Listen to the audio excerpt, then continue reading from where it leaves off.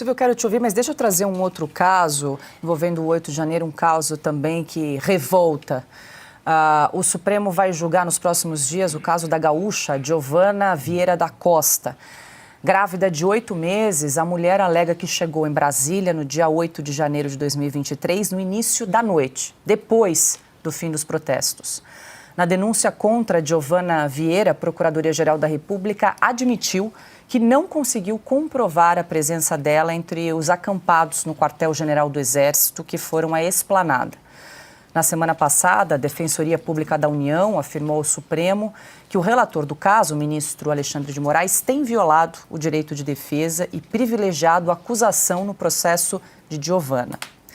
Na ação, a Defensoria disse que Moraes não autorizou intimar uma testemunha que, segundo a defesa, provaria que a ré Giovana Vieira não chegou a Brasília depois dos ataques. Giovana Vieira é ré no Supremo pelos crimes de incitação à animosidade entre as Forças Armadas, também acusada de associação criminosa e concurso material. Silvio, nós trouxemos esse caso também aqui em Oeste, o caso da Giovana. Ela pediu para ouvir como testemunha um motorista de ônibus que teria condições de testemunhar e dizer o horário que ela chegou em Brasília no dia 8 de janeiro, mas o ministro Alexandre de Moraes negou a intimação dessa testemunha. Esse é um caso gritante, porque você disse a violação do direito de defesa, do amplo direito de defesa que bandido no Brasil tem. Aliás, bandido é julgado na primeira instância, né? Tem direito ao duplo grau de jurisdição, tem direito a recorrer e não ser processado pela última corte recursal do país. Em caso de condenação, só resta recorrer a Deus, porque você não tem um outro tribunal independente para reanálise. Repito, bandidos de verdade tiveram esse direito, têm esse direito. Aliás, a quadrilha da Lava Jato, composta por integrantes do PT, por exemplo, teve esse direito. O presidente Lula da Silva teve esse direito. Ele foi condenado em primeira instância, depois a condenação foi ratificada por outros tribunais, por desembargadores, até que o Supremo Tribunal Federal o reabilitou. Jamais descondenou, o reabilitou para a vida política. Mas esses CPFs, esses brasileiros que não têm prerrogativa de foro, não têm a quem recorrer e não têm o direito de recorrer, porque são condenados pela última corte recursal, inclusive com esse atropelo gritante que você traz, Paula. Ela não pôde intimar uma testemunha de defesa. A testemunha não pôde ser arrolada para provar que ela não estava lá de repente. E, complementando, quando você fala que o ministro Alexandre de Moraes privilegia a acusação, nesse caso, qual acusação? Porque a PGR não conseguiu comprovar, não há evidência material de que ela estava lá no quartel-general, acampada. Portanto, ela chegou depois. Portanto, sequer a acusação conseguiu parar em pé. Não há nada que pare em pé.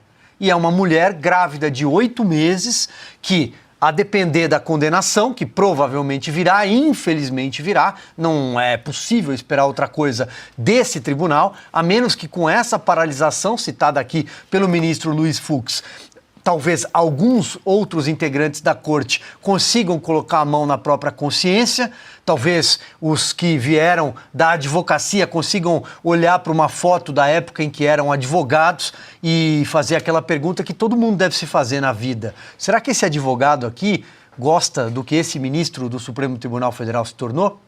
Será que aquele egresso do Ministério Público, como o caso do ministro Alexandre de Moraes, vai se recordar dos tempos de Ministério Público, dos tempos de constitucionalista que foi, esse é o verbo correto? Será que ele vai olhar para uma foto e vai falar, bom, esse aqui se orgulha desse ministro do Supremo Tribunal Federal? Será que eles vão ter um pingo de consciência e compaixão com uma mulher grávida de 8 meses, com uma criança que pode nascer atrás das grades? Porque no caso da Débora não foi isso que eles têm demonstrado, não. Pois é, Ana, a Giovana é casada com um motoboy, grávida de 8 meses, imagina, né? A gravidez ali esperando uma criança, momento que deve ser de alegria, né, de felicidade para toda a família. Imagina a tensão, o medo, porque o caso dela pode ser julgado aí nos próximos dias pelo ministro Alexandre de Moraes, pelo Supremo, embora a Procuradoria-Geral da República já tenha se manifestado no sentido de que ela não teria mesmo participado dos atos, porque chegou depois em Brasília. Mas e aí a PGR é uma PGR bipolar, esquizofrênica, que quando faz pareceres importantes e o ministro Alexandre de Moraes dá de ombros, fica por isso mesmo, né?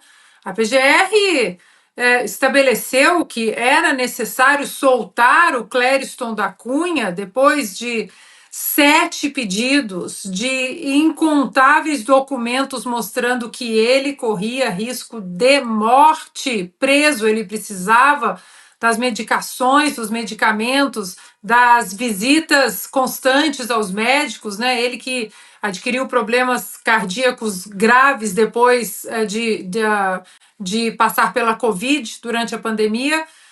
80 dias. 80 dias, a PGR foi ignorada por 80 dias e o Clériston morreu no pátio da Papuda. Agora, de novo, uma grávida. E o pior é o ministro cercear o direito, que já está errado, você ter que provar a sua inocência. O ônus é da acusação. Mas não, até isso nós mudamos no Brasil. Mesmo aqueles que provam a sua inocência, eles continuam na prisão. O Felipe Martins provou a inocência quantas vezes? Ficou 6 meses preso, solitária, era trocado, movimentavam ali, né, a prisão dele, colocavam em outras celas no meio da madrugada, tentando fazer uma pressão psicológica para ele delatar fatos que ele nunca disse que existiram. E aí agora mais uma vítima desse regime do Alexandre de Moraes que consegue provar a sua inocência e ele não autoriza a prova dessa inocência.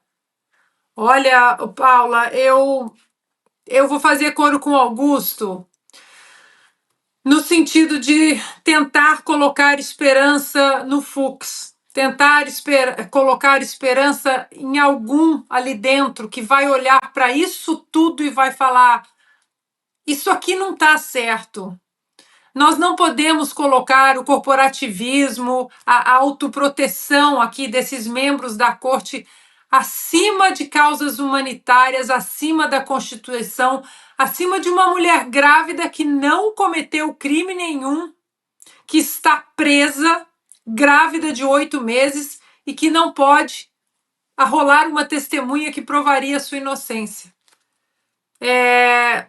Espero não me decepcionar. A gente tem esse medo, né? Porque hoje em dia no Brasil a gente dorme, acorda e é outra decepção, mas aqui a gente deixa o nosso apelo aos outros ministros, né? O ministro evangélico, cristão, André Mendonça, o Fux, que é juiz.